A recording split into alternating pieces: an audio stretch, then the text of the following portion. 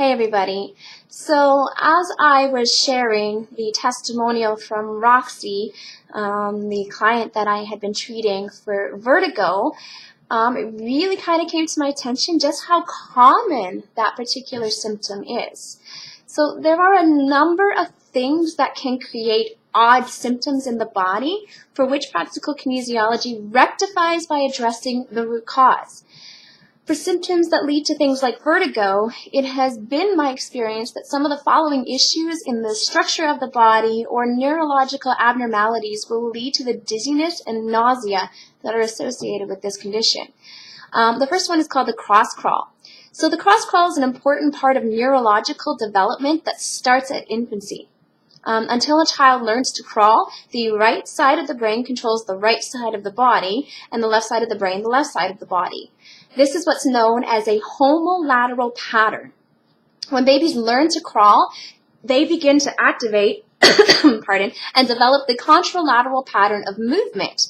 This helps to build the bridge between the right and left hemispheres of the brain, allowing for electrical impulses to pass freely between the two.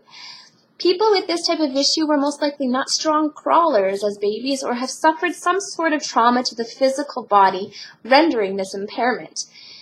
Symptoms with this also include lack of balance, dyslexia, inability to distinguish left from right, and mixing their words up. One of the things that I'll often ask my clients is, do you stub your toes a lot? And depression is actually also another side effect of this particular phenomena. Practical kinesiology addresses this by showing the client how to coordinate the right and left sides of the body, ensuring that the electrical impulses are being passed from one side of the brain to the other with much more ease. Now, the other one that I've found common with this particular problem is one of the cranial sutures. And for this, it's actually something called the sphenobasilar junction.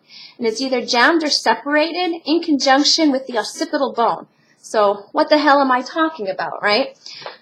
Let me show you. So here is a picture of where we would find the sphenobasilar junction. So it actually is right along in through here, and then also has a part that comes on through here and kind of in behind the ear a little bit. Now, because of its location, it can affect the pituitary gland, the nervous system, and blood flow to and from the brain. All the other bones in the body move to accommodate the SPJ, which is why it is so important to have it functioning properly. Cranial sutures are a critical point in health and often get overlooked. Having one of these out is as simple as hitting your head.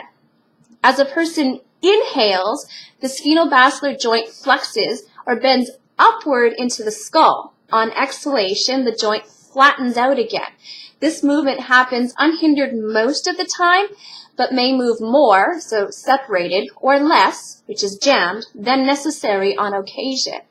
What's interesting is that some of the other symptoms associated with this particular problem are migraines, headaches, sinus problems, obsessive-compulsive behavior, head, neck, and back pain, scoliosis, eye motor problems, endocrine disorders, allergies, temporomandibular joint dysfunction, pain syndromes, personality disorders, learning disabilities, eye motor coordination problems, reading problems, emotional problems, depression, and even childhood autism. So that's a little bit that I have to share with you on that. I promised that I would. Now, I firmly believe that when it comes to cranial sutures, that's something that you should be getting addressed almost any time, right? Rather than waiting until you have the symptoms again.